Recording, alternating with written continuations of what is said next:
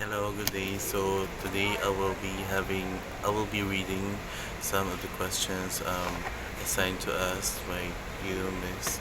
Um, our assignment one. First is will be the subject is FIN 212, DDP code 66237. So first question is what is financial planning? So financial planning is like a game to plan for your money. It's about deciding on what you want to achieve with your money and creating a step-by-step guide to get there. So it's not about how much money you have, it is about how you manage the money you have in order to achieve your goals, like buying a house or financial stability. So that's what my definition for financial planning. Next is we have the question number two. What are the steps in financial planning process and explain each? So, based on my research, according to the U.S.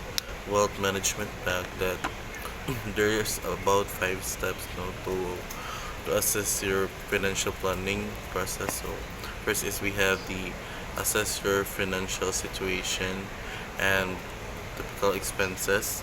Next is to set your personal financial goals. Next is to create a plan that reflects to present and future. Next is number four is fund your personal goals through saving and investing.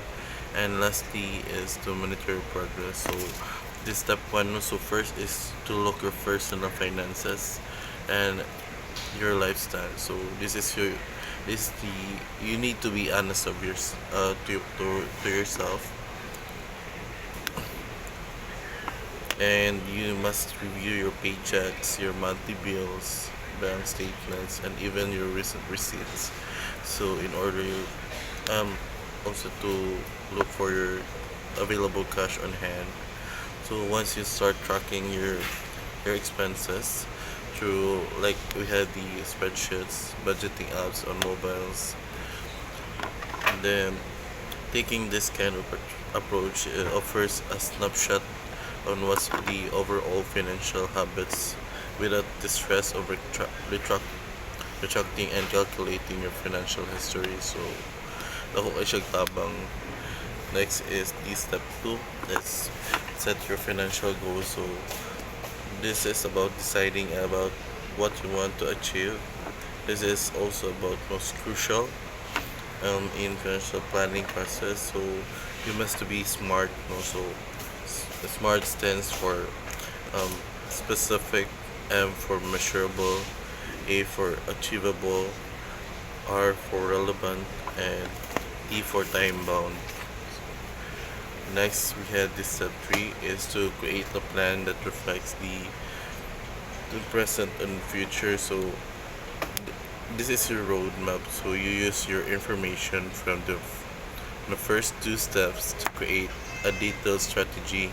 So it's about a guide for your money that tells you what to do now or achieve your goals. So this might be involved in creating a budget or deciding on how much to save each month. So ano siya ang step 3, to create a plan that reflects to the present and the future. So importante kayo ni sa siya nga step 1. So step 4 is to fund your personal goals through saving and investing. So this step is where you taking actions, no, so to follow your plan by putting money away regularly to save money for short-term and long-term goals. So yung mga short-term goals na to is like mga emergency funds, no, so make it 3 to 6 months of your monthly expenses. So para at least expense you have expenses to survive within 3 to 6 months, no? Next is we have the long term goals. So like kaning mga retirement. So it's more um is make to make your money grow over time. So samtang bata pa, start investing kay in the long run when you retire, you will be enjoying the benefits of investing. So next is lastly is to monitor your progress. No, so this is the last step. This is the ongoing checkups on your regular review to your plan to see if you're on track pa jud sa imong personal financial goals or planning nimo sa imong plan. So if kung dili siya working, at least ma-adjust nimo kung para ma-achieve gihapon nimo ang imong goals. Number 3 question. So there's what are the rewards of sound financial planning? So I have here five. No, so first is financial stability. Next is to achieve goals. Next is to reduce stress and anxiety. Next is effective wealth management. And lastly, protection from unforeseen events. So, ano siya, kung 5 rewards of a sound financial planning na akong number 4 is the question number 4, list your personal financial goals. No?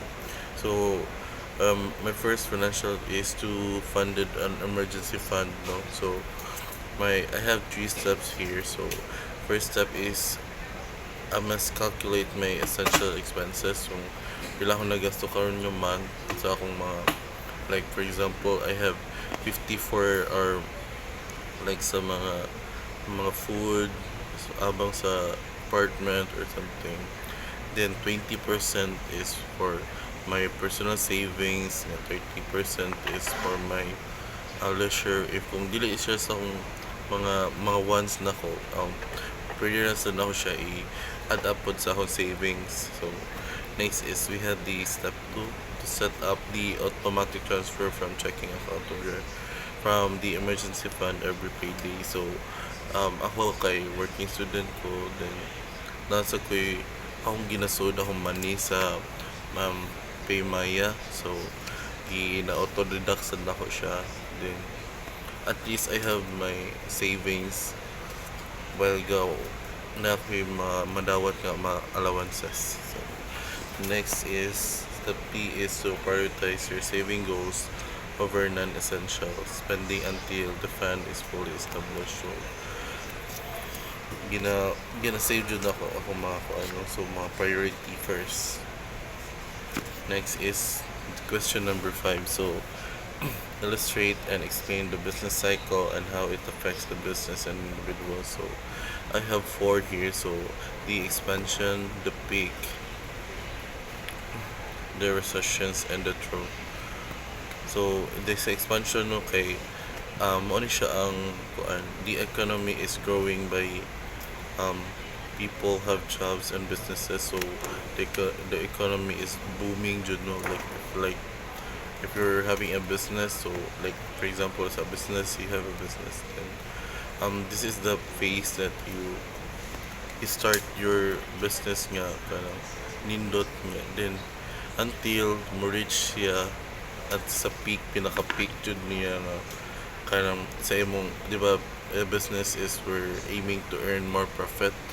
Then if kung mo reach sa peak, ang mga businesses mostly mo we expect na mo decline kay ang mga tao kay lahi na sa dang ilahang priority or katong like for example like TV. So kani that time this year is kana booming kayo sige produce og mga TV katong black and white nga TV. Yeah, time to time mga tao na malit og mga TV. Yeah. Pagkuan na to ang tanan na mga TV nga black and white mo to nga pagkakuan na pag boom na sad sa another colored TV. So mga people can shift na po nilang attention towards dito. So mo jud niya na jud siya kanang recession. So ang kaning mo ni siya ang kaning mo na ni ang kaning kuan the lowest point jud, no. So if kung kanang pinaka down jud nga like sa economy kay mo ni siya ang pinaka lowest point kung diri sa kuan is this is the usually the most ni ang start for the recovery until start na sa expand to create new ideas, expansion, we then peak, then cycle na siya.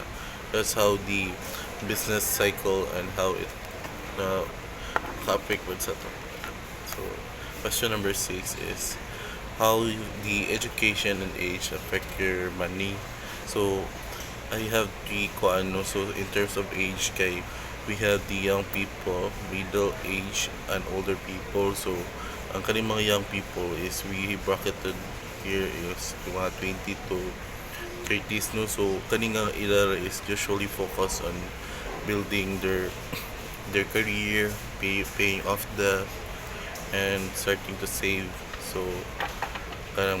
they can take more risks and invest to become because they have a long time to recover kung naa siya yung mga losses, no.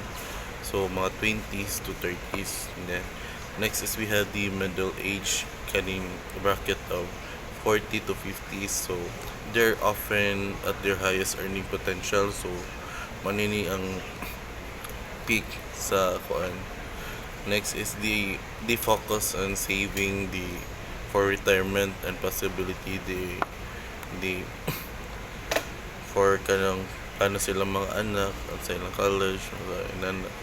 Next is we have the older people, no, so 60 plus. So they focus on protecting their money, so making the last true retirement. So typically they choose safer investment. So in terms of education, we have the higher education, no? So kani usually it leads to higher paying jobs, like make it easier to save and invest. Yeah, help you understand your financial topics better so you can make more smarter money decisions. Then it also comes a lot of student loans when so higher educations. So that would be all for our whole assignment number 1, Fiend 212. Thank you and have a good day.